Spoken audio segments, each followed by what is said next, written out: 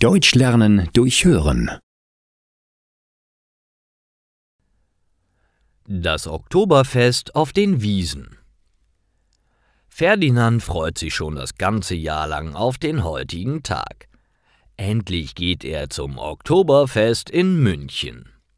Seine Freunde erzählen ihm immer davon, wie toll das Fest ist. Leider musste Ferdinand immer arbeiten und konnte nicht mit. Heute wird er das Volksfest mit eigenen Augen sehen. Sie fahren mit dem Zug und gehen dann gemeinsam ein paar Minuten lang zum Eingang. Drinnen ist es laut. Man hört Volksmusik und singende Menschen.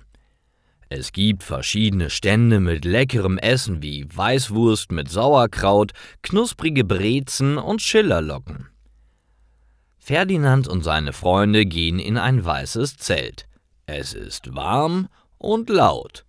Die Kellnerin hat ein Dirndl an. Das ist die traditionelle Tracht der Frauen. Ferdinand hat eine Lederhose an, das ist die traditionelle Kleidung der Männer. Sie bestellen ein großes Bier und nach ein paar Minuten kommt die Kellnerin wieder. Sie hat 10 Bier in den Händen. Jedes Bier wiegt 1 Kilo. Die Frau ist sehr stark, denkt Ferdinand. Die Menschen stehen auf den Tischen, klatschen und singen. Auch Ferdinand tanzt. Er hat sehr viel Spaß. Als nächstes gehen die Freunde zu den Attraktionen. Es gibt ein Karussell, ein Riesenrad und Achterbahnen. Den ganzen Tag lang fahren sie mit den Attraktionen. Dann essen sie Zuckerwatte und gehen am Abend wieder in das Zelt. Die ganze Nacht lang trinken sie Bier und tanzen. Ferdinand trifft Menschen aus der ganzen Welt. Er hat sehr viel Spaß und ist froh, dass er mitgefahren ist.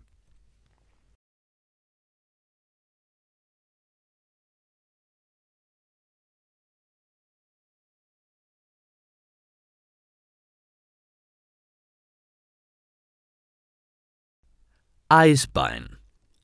Lilli, ihr Freund Manfred und Manfreds Eltern sitzen am Esstisch. »Ich bin schon mein ganzes Leben lang Vegetarier«, sagt Lilli stolz. Ihr Freund respektiert ihre Entscheidung. Er und seine Familie essen gerne Fleisch. Manfreds Mutter hat Schweinefleisch mit Kartoffeln gekocht. Für Lilli hat sie Gemüseleibchen gemacht. »Wie schmeckt es dir?«, fragt Manfreds Vater. Lilli beißt vom Gemüseleibchen ab. Sie nickt und antwortet mit vollem Mund: »Es schmeckt sehr lecker. Danke, dass ihr mich zum Abendessen einlädt.« Manfreds Eltern sind mit dieser Antwort zufrieden. »Lilli, warum bist du Vegetarier?«, fragt Manfreds Mutter. Das Mädchen erklärt: »Meine Eltern essen auch kein Fleisch. Das ist bei uns im Haus so und es war schon immer so.« Manfreds Vater fragt: »Bist du neugierig, wie Fleisch schmeckt?« Lilli überlegt. »Ja, ich möchte wissen, wie es schmeckt.« Manfred ist erstaunt. »Möchtest du ein Stück kosten? Das ist Eisbein, es schmeckt sehr lecker. Es ist das Bein eines Schweines. Mama kocht es stundenlang im Ofen und darum ist das Fleisch sehr zart.« Lilli nimmt sich ein Stück vom Eisbein von Manfreds Teller. Sie beißt ab und kaut. Manfred und seine Eltern schauen gespannt zu. Lilli schluckt. Ungeduldig fragt Manfred: »Und? Schmeckt es dir?« Lilli nickt und nach einigen Momenten sagt sie: »Es schmeckt gut. Die Gewürze sind lecker, aber das Fleisch selbst schmeckt komisch. Ich glaube, ich esse lieber meine Gemüseleibchen.« Alle lachen.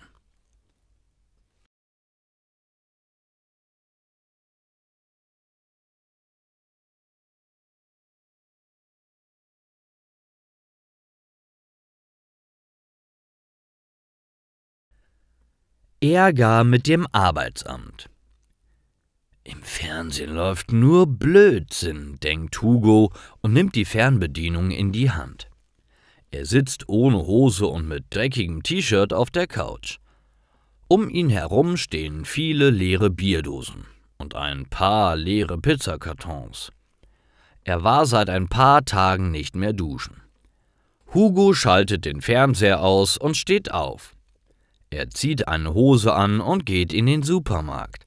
Er braucht Bier. Im Supermarkt vermeiden ihn die anderen Menschen, weil er stinkt. An der Kasse möchte er mit seiner Debitkarte bezahlen. Die Kassiererin sieht ihn an und sagt: »Ihre Karte funktioniert nicht. Sie haben nicht genug Geld auf Ihrem Konto.« Das macht Hugo wütend. Er braucht sein Bier. »Das gibt es nicht. Das Arbeitsamt überweist mir jeden Monat fast 1.000 €, schreit er. Die Kassiererin fühlt sich offensichtlich unwohl und ruft den Manager. In diesem Moment nimmt Hugo das Bier und läuft schnell aus dem Geschäft. Er hat es geklaut. Zu Hause zieht er seine Hose wieder aus und schaltet den Fernseher wieder ein. Vielleicht gibt es jetzt eine interessante Sendung. Er hört sein Telefon klingeln und hebt ab. »Was wollen Sie?« fragt er.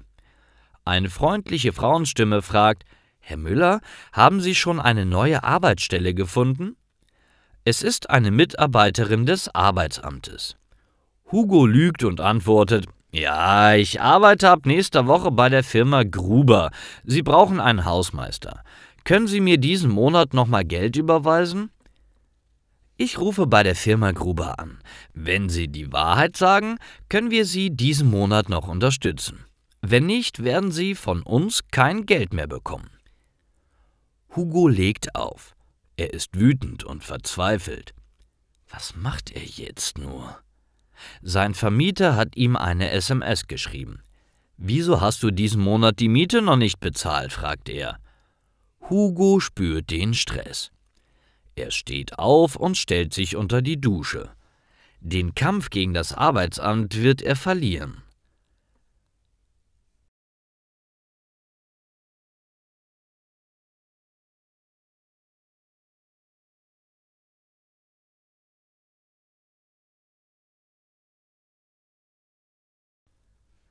Datenschutz im Unternehmen. »Markus, schick mir bitte die Adresse von diesem Kunden«, sagt Elisa. Sie zeigt ihm eine E-Mail von Herrn Gruber. Er hat seine Rechnung nicht bezahlt. Markus schaut Elisa an und nickt. Er antwortet: »Ja, in ein paar Minuten. Ich muss vorher noch etwas anderes machen. Die Firma Bauer schuldet uns noch 15.000 € und der Hersteller ist ungeduldig.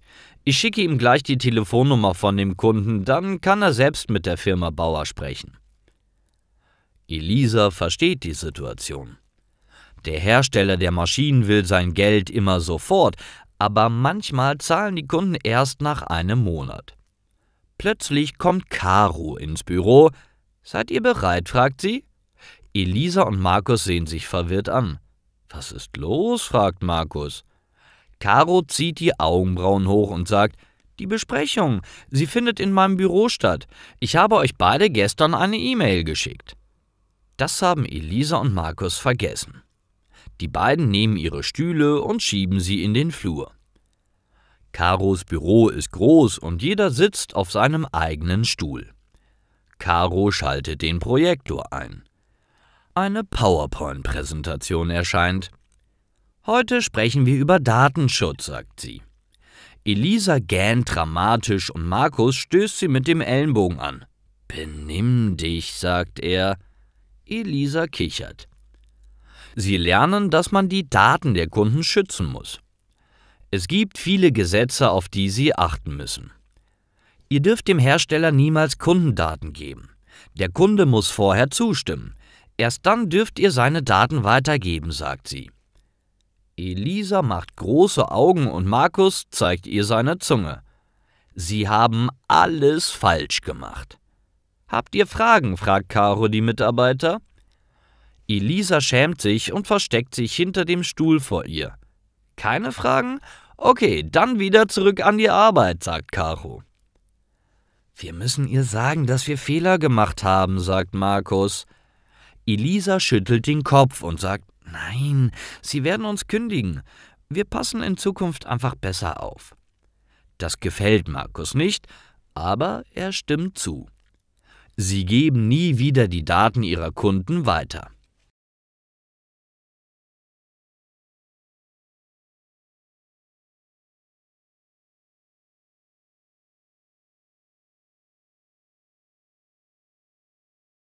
Mauerpark in Berlin. Ich freue mich so sehr auf das Wochenende, sagt Silvia. Sie sitzt im Zug und redet mit einer alten Dame, die sie nicht kennt. Der Zug wird langsamer und hält am Bahnhof. Ich freue mich sehr für dich und hoffe, dass alles gut wird, sagt die alte Dame. Silvia blickt aus dem Fenster. Auf einem Schild liest sie, dass hier der Berliner Hauptbahnhof ist. Schnell steht sie auch auf und verabschiedet sich von der alten Dame. Die junge Dame läuft mit ihrem kleinen Koffer durch den Bahnhof. Fast stolpert sie auf der Treppe. Vor dem Eingang zum Bahnhof wartet ihr Freund auf sie. Silvia hat Wolfgang vor einem Jahr im Internet kennengelernt. Jeden Tag telefonieren die beiden miteinander. Heute treffen sie sich zum ersten Mal. »Silvia, es ist schön, dich endlich zu treffen«, sagt ein junger Mann. Er trägt einen langen Mantel, weiße Schuhe und hält einen Blumenstrauß in der Hand. Silvia spürt Schmetterlinge in ihrem Bauch. Er sieht sehr gut aus. Beide umarmen sich und Wolfgang gibt ihr die Blumen. »Danke, ich liebe weiße Tulpen. Es sind meine Lieblingsblumen«, sagt Silvia aufgeregt. Wolfgang lächelt. Sein Auto parkt nicht weit vom Eingang. Er öffnet die Autotür für Silvia und sagt, »Ich habe eine Überraschung für dich.« Das Paar fährt zu einem Park. Das ist der Mauerpark. Er hat eine interessante Geschichte. Früher stand hier die Berliner Mauer, die Deutschland in 2 Teile teilte. Heute gibt es diese Grenze zum Glück nicht mehr. Die Leute kommen zum Entspannen hierher, erklärt Wolfgang. Silvia nickt. Sie hat in der Schule über die Mauer und die DDR gelernt. Es ist ein wichtiger Teil der Geschichte Deutschlands. Im Park liegen viele Menschen auf der Wiese und genießen die Sonne. Wolfgang führt Silvia zu einem großen Baum. Darunter liegt eine Decke mit leckerem Wein, Kuchen und noch mehr weißen Tulpen. Silvia war noch nie so verliebt. »Du hast es verdient«, sagt Wolfgang und küsst sie zum ersten Mal.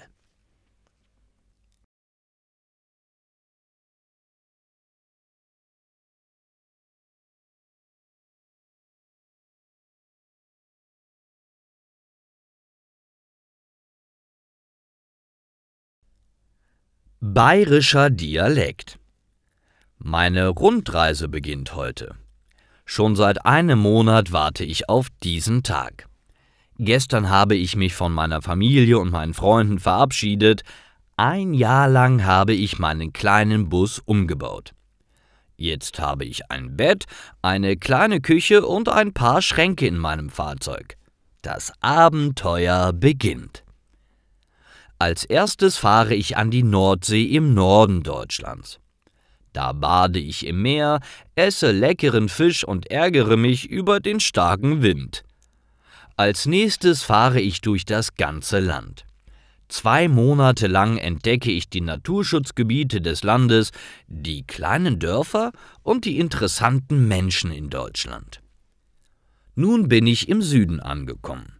Im Bundesland Bayern gibt es eine Brauerei, die ich sehen möchte. Dort wird Bier hergestellt. Ich weiß, dass die Menschen in Bayern einen besonderen Dialekt haben. Im Fernsehen habe ich ihn schon gehört. Doch im echten Leben gibt es keine Untertitel wie im Fernsehen. Es ist schwer für mich, die Leute aus Bayern zu verstehen. Sie verwenden spezielle Wörter, die ich nicht kenne. Die Brauerei ist trotzdem sehr interessant. Am Ende der Tour setze ich mich mit ein paar anderen Menschen aus der Gruppe in das Gasthaus neben der Brauerei und trinke ein leckeres Glas Bier.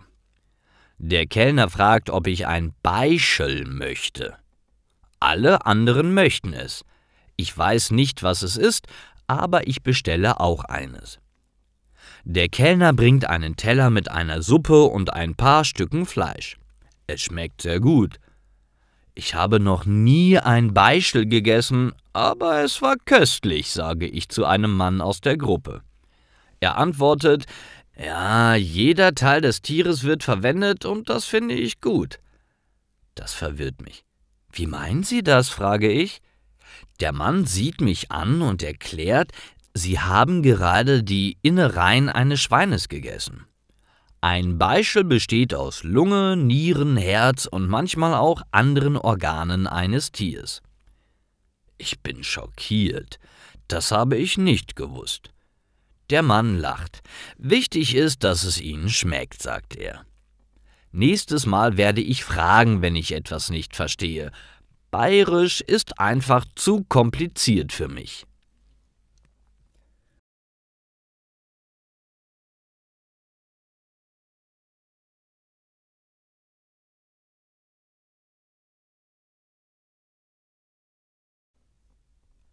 Der Hadsch. Johanna ist eine katholische Christin. Ihre ganze Familie hat dieselbe Religion. »Du musst einen Christen heiraten«, sagt ihre Großmutter immer. Doch Johanna hat sich in einen Mann verliebt, der Muslim ist. Für sie ist das kein Problem. Sie hat viel über den Islam gelernt. Ihre Familie hat ihr viele Lügen und Ängste über diese Religion erzählt, vieles davon stimmt nicht. Die meisten Muslime sind nette Menschen, die ein friedvolles Leben führen. Sie haben Respekt vor anderen und teilen viel mit ihrer Gemeinschaft. Johannas Freund ist ein Mensch mit einem großen Herzen. Jeden Tag betet er 5-mal. Dazu hat er einen Gebetsteppich. Das ist ein besonderer Teppich, auf dem er sich setzt und betet. Das Ende des Teppichs zeigt immer nach Mekka. Das ist eine heilige Stadt in Saudi-Arabien. Das ist alles neu für Johanna. Im letzten Monat des islamischen Kalenders macht ihr Freund immer eine Pilgerfahrt nach Mekka. Die Reise nennt man Hadsch. 5 Tage lang ist er unterwegs. Jeder Muslim sollte einmal im Jahr nach Mekka gehen, wenn er genug Zeit und Geld hat. Das fasziniert Julia sehr. Es ist 19 Uhr und Julia telefoniert mit ihrem Freund. Er erzählt ihr von der Reise, die er gemacht hat. Heute bin ich bei der Kaaba angekommen. Das ist ein Gebäude in einer Moschee, das wie ein schwarzer Würfel aussieht. Jeder Muslim kennt es, weil es ein wichtiger Teil der Religion ist. Es ist das Ziel meiner Pilgerfahrt, erklärt er. Ich freue mich schon sehr darauf, wenn ich dich wiedersehe, sagt er zum Schluss und legt auf. Julia ist glücklich. Liebe und Respekt kennen keine Grenzen. Echte Liebe ist stärker als jede Religion.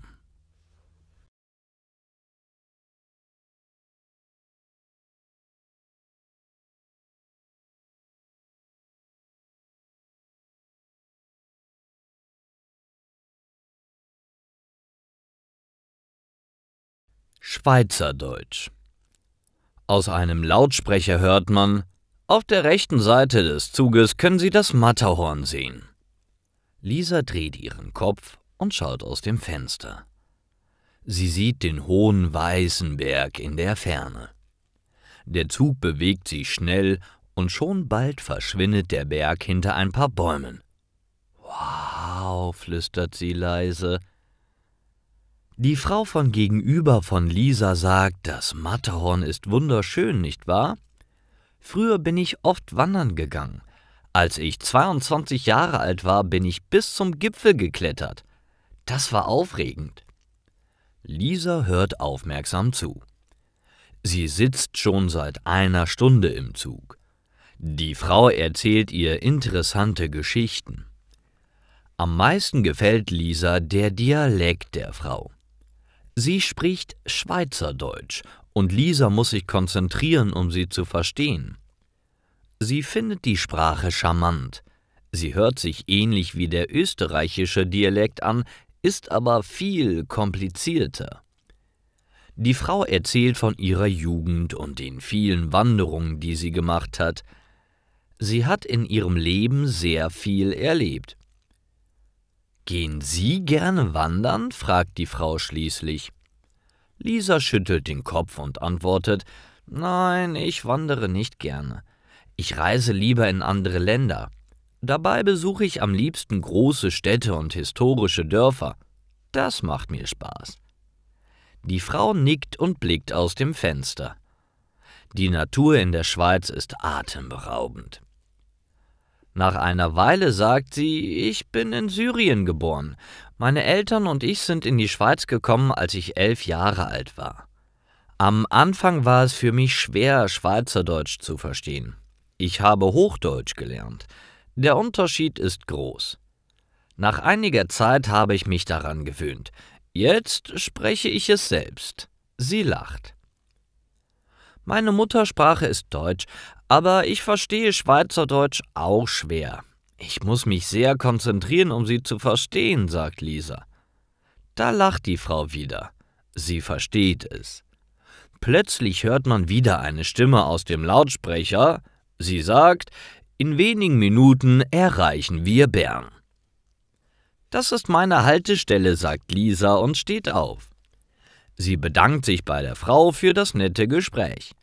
»Viel Spaß in Bern«, antwortet diese und schenkt Lisa ein letztes Lächeln.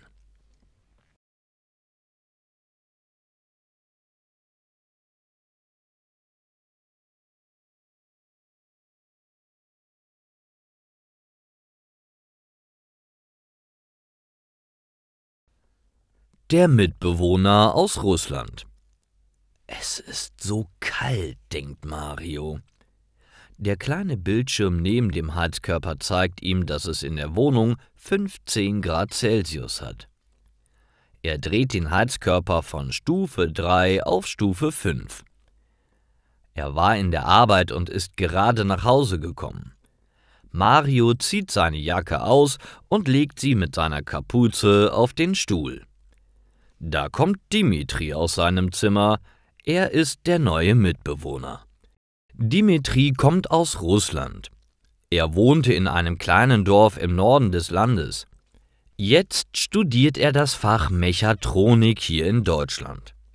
Er möchte für ein großes Unternehmen arbeiten, das Autos herstellt. »In Deutschland gibt es die besten Autohersteller und ich will von ihnen lernen«, sagt er. Jetzt steht Dimitri in der Küche und kocht ein russisches Gericht mit Fisch. Der Fisch stinkt ein bisschen, findet Mario.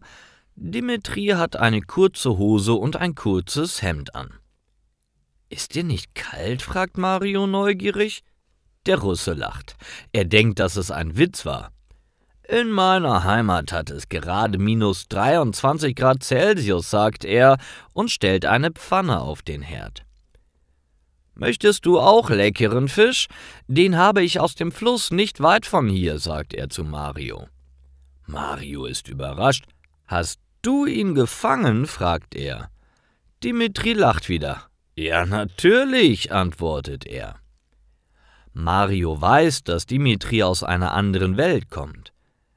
In seinem Dorf gibt es nur einen Supermarkt. Das meiste Essen bekommen die Menschen direkt von der Natur. Jeden Tag essen sie Fische. Es gibt auch nur 3 Autos in diesem Dorf. Dimitri hat sie repariert, als sie kaputt waren. Es ist seine Leidenschaft. Über das Internet hat er Deutsch gelernt, sich für das Studium angemeldet und seinen Flug gebucht. Er ist ein starker Mann. Mario bewundert seinen neuen Mitbewohner und lernt viel von ihm. »Das ist lecker«, sagt er und beißt in den Fisch, den Dimitri gekocht hat.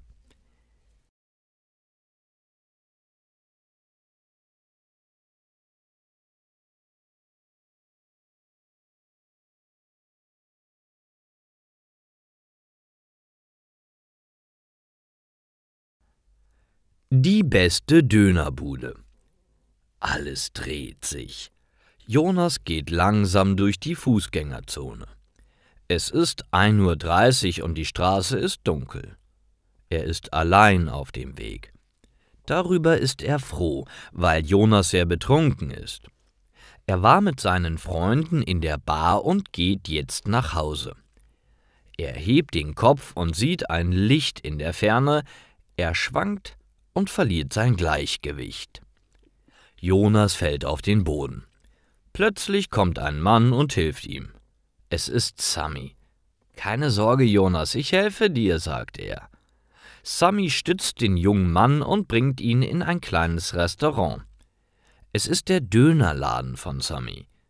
»Möchtest du einen Döner? Ich schenke dir einen«, sagt er zu Jonas. Jonas nickt. Sein Magen knurrt. Nach ein paar Momenten kommt Sammy wieder zum Tisch und gibt Jonas den Döner. »Du bist der Beste«, sagt er und beißt in das Brot. Er schmeckt saftiges Fleisch, Soße, Tomaten und Zwiebeln. »Das ist der beste Döner meines Lebens«, schreit Jonas. »Sch«, sagt Sammy, es ist immerhin mitten in der Nacht und die meisten Menschen schlafen schon. »Das ist die beste Dönerbude der Stadt«, sagt Jonas mit vollem Mund. Sammy lacht. Jonas kommt jeden Tag hierher. Er und Sammy sind Freunde geworden. Am Wochenende ist die Dönerbude die ganze Nacht geöffnet. Nur ein Gast sitzt im Laden und beobachtet den betrunkenen Mann. Jonas hat den ganzen Döner gegessen und legt einen 10-Euro-Schein auf den Tisch. Er zeigt auf Sammy und schreit: »Ich liebe dich! Gute Nacht!« Sein Kopf fällt auf den Tisch. Sammy lacht und ruft ein Taxi.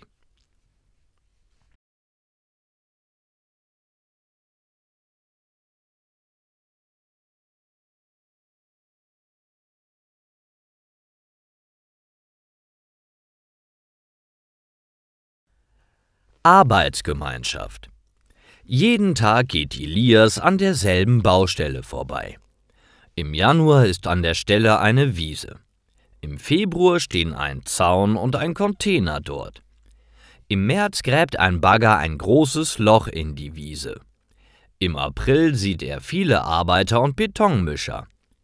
Im Mai steht ein Rohbau dort. Im Juni erkennt Elias, dass ein großer Wohnblock gebaut wird.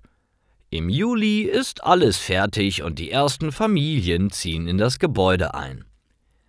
Nun steht Elias vor einem großen, modernen Wohnblock. Er ist erstaunt. Es dauerte nur ein halbes Jahr. Am Anfang des Jahres war dieser Ort eine Wiese und jetzt ist es ein 4-stöckiges Gebäude.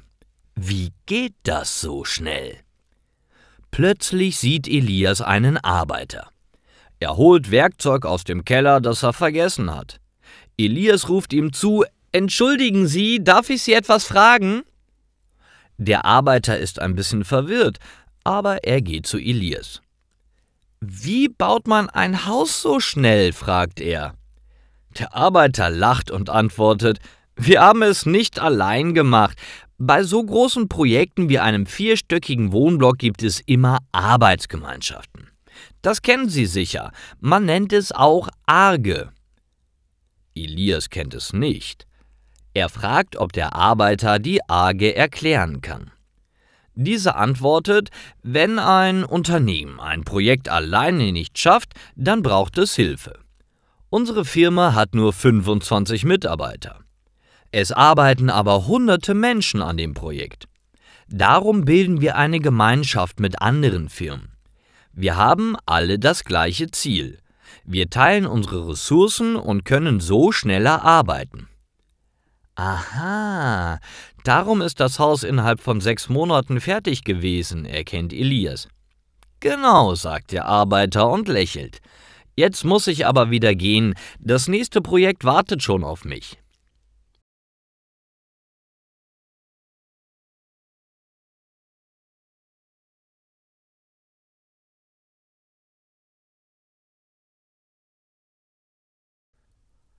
Eine sehr spannende Serie. Es ist 18 Uhr abends. Sarah hat gerade Abendessen gekocht. Sie hat eine Schüssel mit Reis, Gemüse und scharfer Soße in der Hand.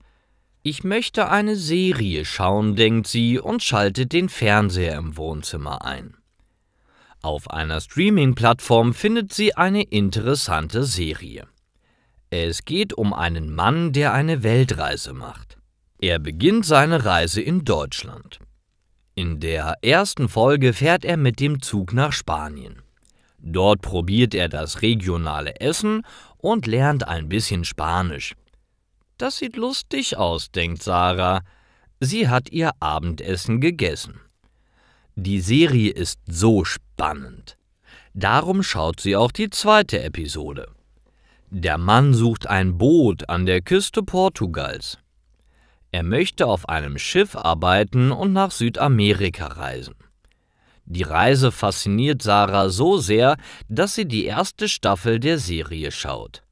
Der Mann hat es bis nach Argentinien geschafft. Jetzt ist es 23 Uhr. Ich möchte einen Snack, denkt Sarah und geht zum Kühlschrank. Sie macht einen Smoothie und füllt Nüsse in eine kleine Schüssel. Dann setzt sie sich wieder auf die Couch. Der Mann reist jetzt durch Südamerika. Er lernt neue Leute kennen, probiert exotisches Essen und lernt mehr über die Kultur der Menschen dort. Nach ein paar Stunden ist auch die zweite Staffel der Serie vorbei. Sarah schaut auf die Uhr. Es ist 4 Uhr morgens. Sie muss in 4 Stunden in die Arbeit, aber die Serie ist so spannend und Sarah ist nicht müde. Sie schickt ihrem Chef eine E-Mail. Sie lügt und schreibt, dass sie krank ist. Dann schaut sie sich die dritte Staffel an. Der Mann ist nun in Asien. Um 9 Uhr morgens hat Sarah alle 3 Staffeln geschaut. Sie schläft auf der Couch ein. Das war die spannendste Serie, die Sarah je gesehen hat.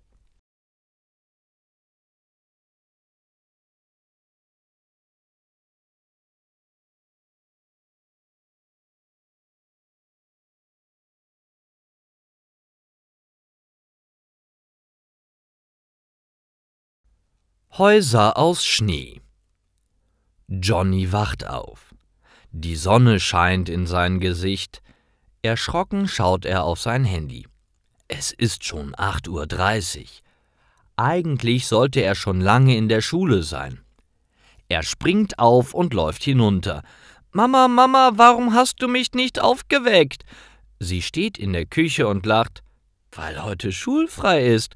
Es hat die ganze Nacht geschneit.« Johnny freut sich. »Schulfrei, juhu!« Dann schaut er aus dem Fenster. Es liegt wirklich sehr viel Schnee. Er hat eine Idee. Er schreibt seinem Nachbarn Patrick auf WhatsApp eine Nachricht. »Bock, ein Schneehaus zu bauen?« fragt er. Innerhalb von 5 Minuten bekommt er eine positive Antwort. Johnny zieht sich seinen Skianzug an und schaut ein YouTube-Video an. Es erklärt, wie man Iglus baut. Dann treffen sich die Freunde im Garten. Johnny steht bis zu den Knien im Schnee. Unglaublich! Patrick und er beginnen damit, Ziegel zu bauen. Die sind besonders wichtig. Dann stapeln sie übereinander. Es ist gar nicht so leicht, das Dach rund zu formen. Allgemein ist es nicht leicht, weil der Schnee noch sehr frisch und weich ist. Aber sie schaffen es. Langsam bauen sie ein kleines Iglu. Erst nach 4 Stunden Arbeit sind sie damit fertig. Sie sind schweißgebadet. Das Schneehaus ist sehr fest. Man kann sogar darauf stehen. Am Ende setzen sie sich mit einem Tee in das Iglu. »Das war ein guter schulfreier Tag«, sagt Patrick. Johnny stimmt ihm zu. Das stürzt erst nach einer Woche ein.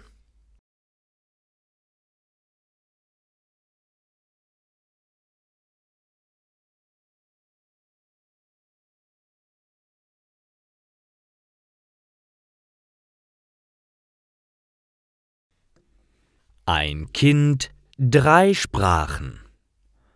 Louis ist 5 Jahre alt. Sein Papa kommt aus Russland. Seine Mama ist Deutsche. Zusammen wohnen sie in Deutschland. Doch sein Papa spricht nur ein bisschen Deutsch und seine Mama nur ein bisschen Russisch. Deshalb reden sie miteinander Englisch. Mit Louis reden sie alle 3 Sprachen.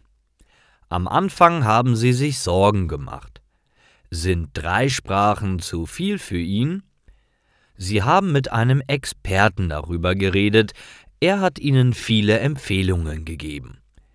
Wenn Louis allein mit seinem Papa ist, dann spricht sein Vater mit ihm auf Russisch. Wenn er allein mit seiner Mama ist, dann spricht seine Mutter mit ihm Deutsch. Englisch sprechen sie, wenn sie gemeinsam sind. Aber es gibt Ausnahmen. Wenn sie kochen, reden sie immer Deutsch. Sein Papa liest ihm viel auf Russisch vor. Und mit ihren Tieren, 2 Katzen und einem Hund, reden sie immer Russisch. Kinder, die mehrsprachig aufwachsen, beginnen oft später zu sprechen. Das war bei Louis nicht der Fall. Mit 14 Monaten hat er schon geredet. Aber am Anfang war Louis ein bisschen verwirrt. Er wusste nicht, mit wem er welche Sprache sprechen kann. Bei seinen Eltern hat er es bald verstanden. Im Kindergarten hat er am Anfang immer Russisch gesprochen und mit Fremden auf Englisch. Aber heute funktioniert alles perfekt und er weiß meistens, welche Sprache er verwenden muss. Er kann alle Sprachen ganz gut sprechen. Zu Hause vermischt er oft alle Sprachen. Aber seine Eltern verstehen ihn meistens. In der Schule wird es spannend. Er soll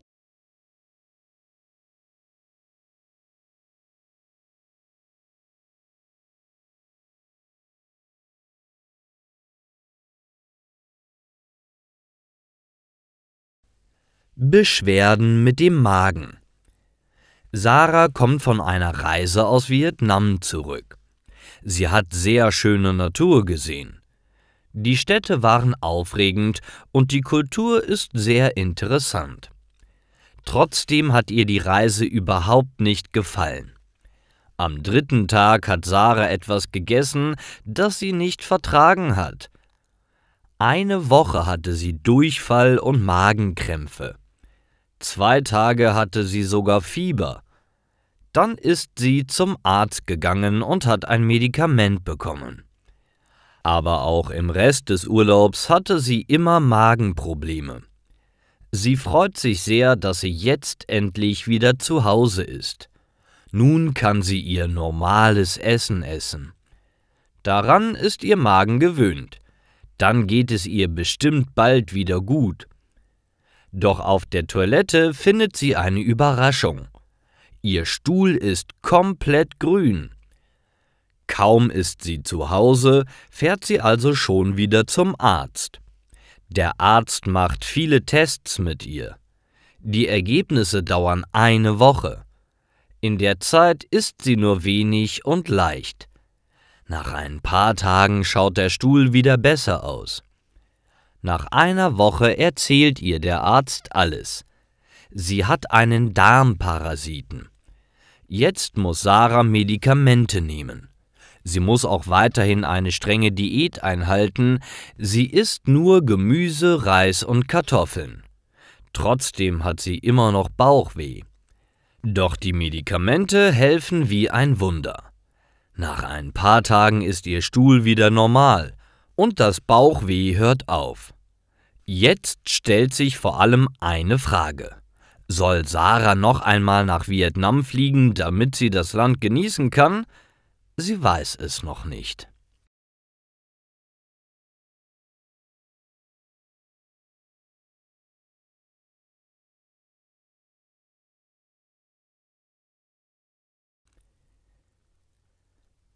Das perfekte Geschenk. Eigentlich ist alles perfekt. Laura wohnt jetzt seit 8 Monaten in Deutschland. Sie fühlt sich sehr wohl und ist glücklich. Sie hat schon viele Freunde und sogar einen Partner gefunden. Heute ist ihr Geburtstag. Und sie hat großes Glück. Ihre ganze Familie kommt von ihrer Heimat Italien nach Deutschland. Trotzdem ist sie traurig, denn eine fehlt, ihre beste Freundin. Sie gehört eigentlich zur Familie. In Italien war sie ihre Nachbarin.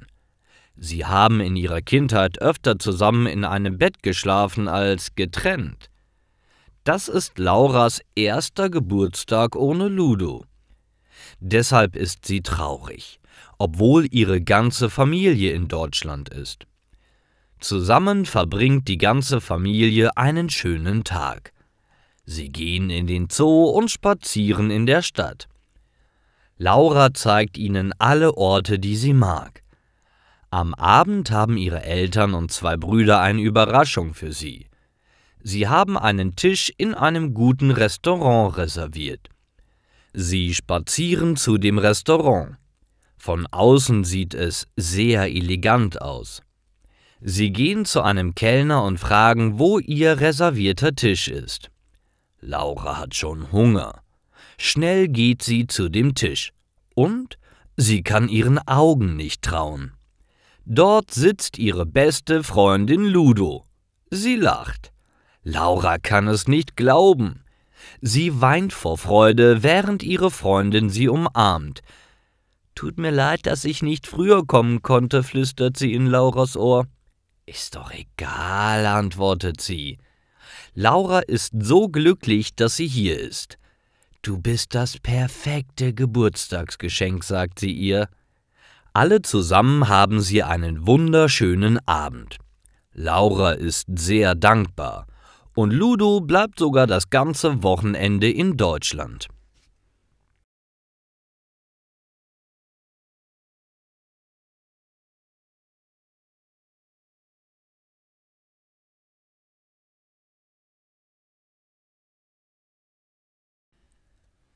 Termin für Internetanschluss. »Franz, wann bekommen wir endlich einen Internetanschluss?«, fragt meine Frau. »Wir wohnen schon seit über 4 Monaten in unserem neuen Haus. Die Möbel sind bereits gekauft, die Lampen wurden montiert und die Wände sind gestrichen. Jetzt fehlen nur noch Kleinigkeiten. Für meine Frau ist das Internet aber keine Kleinigkeit. Sie verbringt sehr viel Zeit vor dem Bildschirm. »Ja, Schatz, ich mache gleich einen Termin aus«, sage ich und beiße in mein Käsebrot. Plötzlich ruft unsere Tochter Elena an. Ihre Waschmaschine ist kaputt und sie braucht Hilfe. »Ich komme gleich«, sage ich und lege auf. Schnell esse ich das letzte Stück meines Brotes. Am Abend sitzen meine Frau und ich vor dem Fernseher. Draußen ist es schon dunkel und ich bin müde. Nachdem ich Elenas Waschmaschine repariert habe, war ich mit meiner Enkeltochter beim Fluss. Wir haben die Enten gefüttert und uns Witze erzählt. Plötzlich reißt mich die Stimme meiner Frau aus meinen Gedanken. »Hast du einen Termin für den Internetanschluss ausgemacht?«, fragt sie. Ich habe es vollkommen vergessen. Ich verspreche ihr, es morgen zu tun. Sie seufzt. »Soll ich einen Termin ausmachen?«, fragt sie. Ich schüttle den Kopf. »Nein, ich mach das schon.« »Du kannst mir vertrauen«, antworte ich. Sie seufzt nochmal. Um nicht zu vergessen, schreibe ich es mir mit einem Kugelschreiber auf den Handrücken. Am nächsten Morgen wache ich entspannt auf. Meine Frau ist schon in der Arbeit. Ich gehe ins Bad und putze mir die Zähne. Da sehe ich die Notiz auf meiner Hand. Sofort rufe ich im Geschäft an.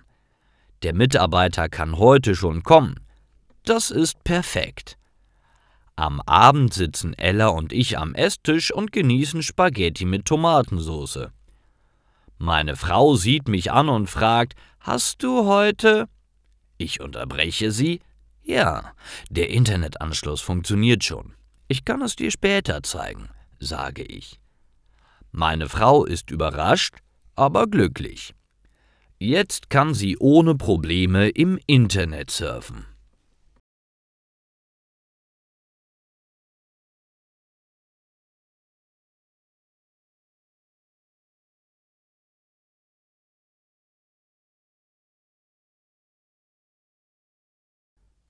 Was ist so lustig? Ich gehe durch den Flur mit einer Tasse Kaffee in der Hand. Plötzlich höre ich ein lautes Gelächter aus einem Raum. Ich gehe hinein und sehe 3 Arbeitskollegen, die vor einem Computer sitzen. Dong, hört man aus den Lautsprechern des Computers. Alle lachen. Neugierig komme ich näher. »Was macht ihr da?« frage ich. Markus läuft eine Träne über das Gesicht und er lacht. Denise bekommt kaum Luft. Rupert schwingt seine Arme und lacht lauthals. »Komm«, sagt er leise und lacht weiter. »Was ist so lustig?« Ich trete vor den Computerbildschirm. Die 3 sehen sich Überwachungsvideos an. Die Kamera zeigt auf eine Treppe. Man sieht nur die Stufen und die Lampe, die von der Decke hängt. Ich lächle, weil ich höflich sein will. Die sind ja verrückt. Bevor ich mich umdrehe und wieder aus dem Zimmer gehe, erscheint ein Mann auf dem Video. Er geht die Stufen hinauf und man hört ein lautes Dong. Er hat sich den Kopf an der Lampe gestoßen. Meine Arbeitskollegen lachen, bis ihnen der Bauch wehtut. Ich finde es auch ein bisschen witzig. Verärgert geht der Mann weiter. Ein paar Minuten später sieht man eine Frau. Wir sind gespannt, was passiert. Sie ist klein und stößt sich den Kopf nicht an. »Oh, schade«, sagt Rupert und beruhigt sich wieder ein wenig. Dann sehen wir ein Paar. Sie gehen dicht hintereinander. Zuerst stößt sich der Mann, dann die Frau den Kopf an der Lampe. »Ein doppelter Treffer«, schreit Denise und alle lachen. Auch ich lache laut und kann fast nicht mehr aufhören. In diesem Moment kommt unsere Arbeitskollegin Maria in das Zimmer. »Was ist so lustig?«, fragt sie. Dong, höre ich wieder und bekomme kaum Luft. Mein Bauch tut schon weh und ich schwinge mit den Armen. »Sieh dir das an«, sage ich zu Maria und deute auf den Bildschirm.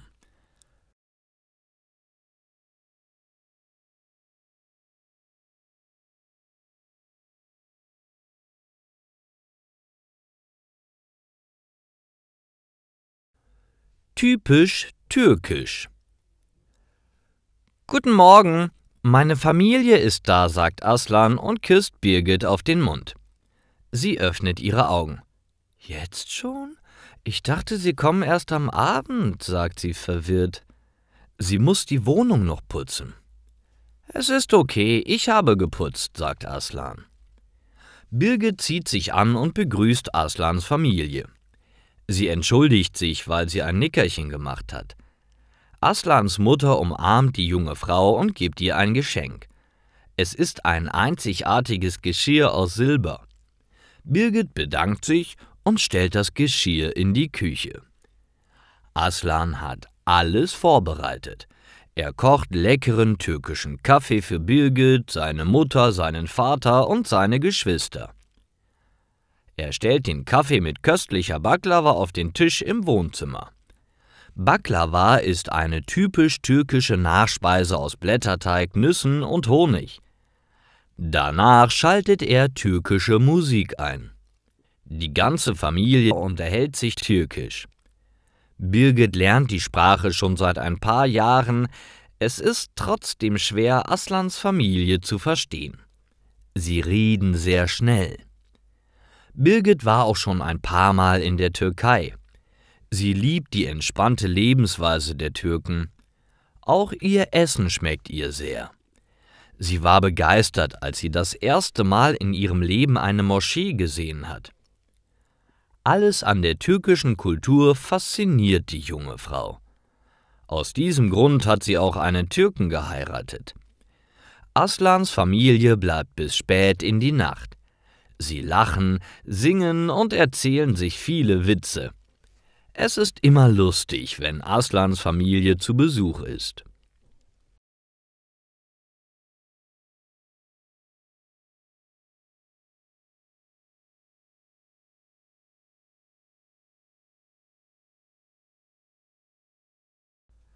Die heilige Kuh in Indien. Rolf und Emil sitzen im Restaurant und essen einen Burger. Sie schmatzen. Das ist lecker, sagt Rolf. Emil stimmt ihm zu. Ich liebe Rindfleisch, sagt Rolf. Zum Glück leben wir nicht in Indien, dort darf man Kühe nicht essen, sagt Emil. Rolf ist verwirrt. Als Teenager war ich 1 Jahr lang in Indien, erzählt Emil. Daran ist Rolf sehr interessiert. Er bittet Emil, mehr von seiner Zeit in Indien zu erzählen. Emil sagt, es ist unglaublich schön dort. Die meisten Menschen sind Buddhisten. Sie glauben, dass Gott in jedem Lebewesen ist. Viele Leute sind Vegetarier. Sie essen wegen ihrer Religion kein Fleisch. Rolf findet das sehr interessant. Warum darf man kein Rind essen, fragt er. Emil erklärt, die Kuh ist ein heiliges Tier in Indien. Es gibt viele Kühe, die frei durch die Städte gehen. Sie liegen am Straßenrand, essen das Gemüse der Leute und stehen oft auch mitten auf der Straße. Die Inder respektieren die Kühe und darum essen sie diese nicht. Das ist nichts für mich. Ich liebe Rindfleisch, sagt Rolf und beißt in seinen Burger. Es gibt immer mehr Inder, die so denken wie du, sagt Emil. Mittlerweile gibt es illegale Schlachthäuser, die Kühe töten. Jeder soll selbst entscheiden, ob er Kühe isst oder nicht. Das ist meine Meinung. Warum ist eine Kuh heilig, aber ein Schaf nicht, sagt Rolf. Ja, jeder hat eine andere Meinung. Ich persönlich liebe Rindfleisch auch. Es gibt aber Menschen, die kein Fleisch essen. Das ist auch okay. Jeder soll selbst entscheiden, was er tut, sagt Emil und beißt in seinen Burger.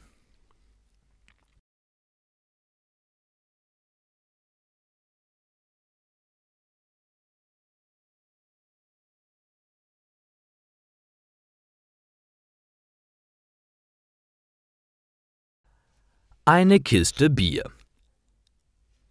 Wenn du den Ball in die Luft wirfst und die Decke triffst, dann hast du gewonnen, sagt Robert. Er und Chris sind in der Sporthalle. Nach dem Training spielen sie immer gerne ein paar Spiele. Okay, sagt Chris und wirft den Ball hoch. Die Halle hat hohe Wände und der Ball schafft es nicht bis zur Decke. Jetzt bin ich dran. Wenn ich es schaffe, dann schuldest du mir eine Kiste Bier, sagt Robert. Er wirft den Ball so hoch er kann. Er berührt die Decke nicht. Chris lächelt. Sie probieren es ein paar Mal, aber keiner schafft es. Robert macht einen Vorschlag. Man muss nicht auf dem Boden stehen.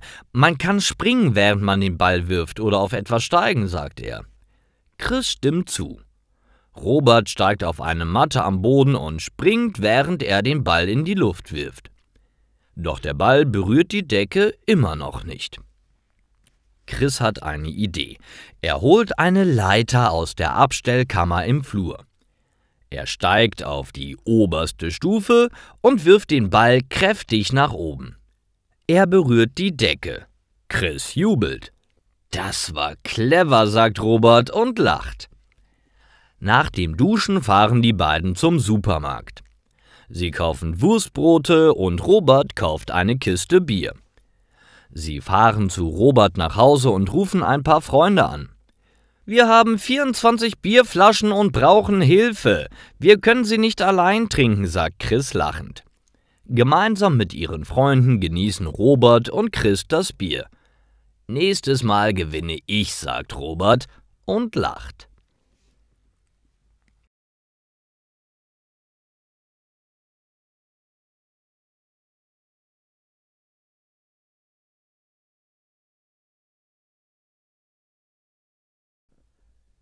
In die USA Englischkenntnisse aufzufrischen.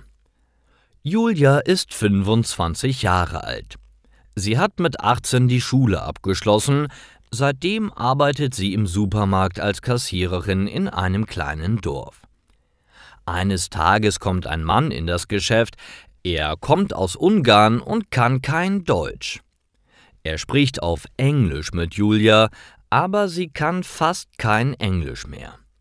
Julia schämt sich, weil sie in der Schule gut in Englisch war. Ich muss meine Englischkenntnisse auffrischen, denkt sie. Man muss eine Sprache nutzen, sonst vergisst man sie, sagt ihre Mutter. Sie hat recht. Eine Woche später kündigt Julia ihren Beruf. Sie hat ein paar tausend Euro auf dem Sparkonto. Das reicht für eine Reise in die USA, denkt sie.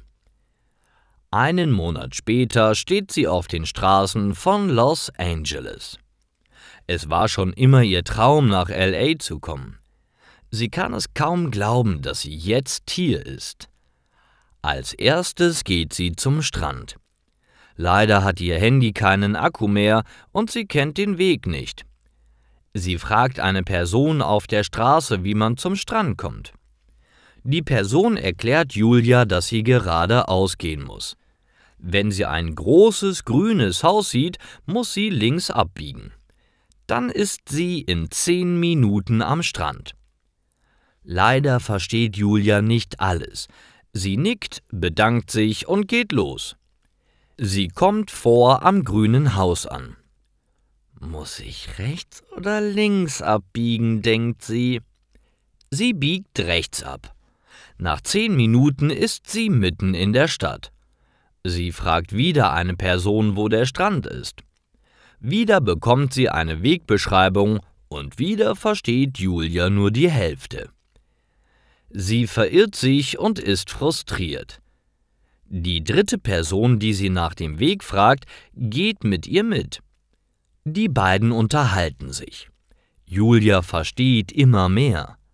Nach 20 Minuten kommen sie am Strand an. Julia bedankt sich. Sie ist dankbar, dass die Person mit ihr geredet hat. Mit jedem Gespräch verbessert sich ihr Englisch. Das wird ein toller Urlaub, denkt Julia stolz.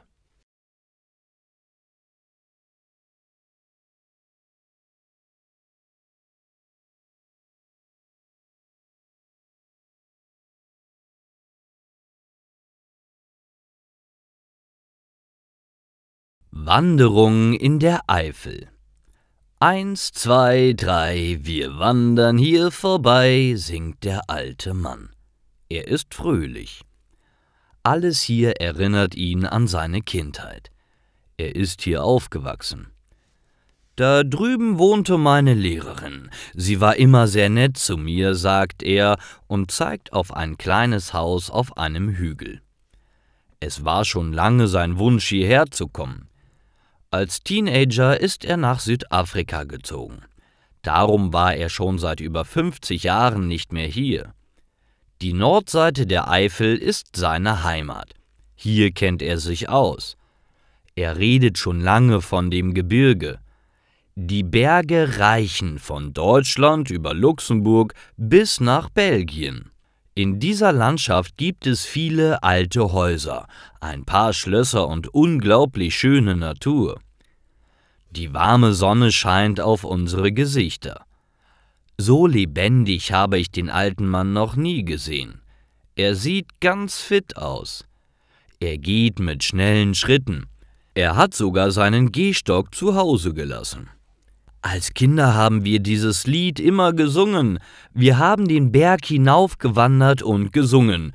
Das war so schön, erzählt er und singt wieder. Ich singe mit. Wir wandern schon seit 2 Stunden durch die Natur der Eifel. »Wo ist dein altes Haus?« frage ich ihn nach ein paar Minuten. Der alte Mann bleibt stehen. »Willst du das wirklich wissen?« fragt er. Ich nicke. Natürlich will ich es wissen. Er führt mich in einen Wald. Zwischen den Bäumen entdecke ich eine kleine Hütte. Es lebt niemand mehr darin und die Hütte hat kein Dach mehr. Auch das Holz ist morsch. Das war mein kleines Paradies mitten in der Eifel, erzählt er. Ich kann mir vorstellen, wie schön es damals war. Danke, sage ich zum alten Mann. Verwirrt blickt er mich an. Wofür bedankst du dich? fragt er. Ich lächle und antworte, danke, dass du mir deine schöne Heimat zeigst. Der alte Mann lächelt und sagt, die Wanderung ist noch nicht vorbei. Er klopft mir auf die Schulter und geht weiter. Ich liebe diesen alten Mann.